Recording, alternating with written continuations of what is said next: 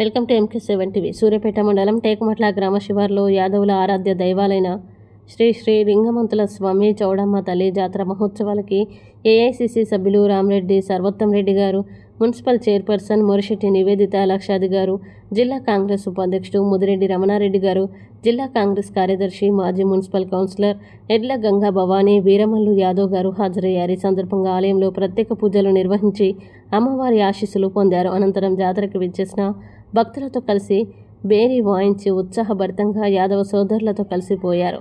ఈ ప్రజలు సుఖశాంతులు ఆయురారోగ్యాలతో ఉండాలని కోరుకున్నట్లు తెలిపారు.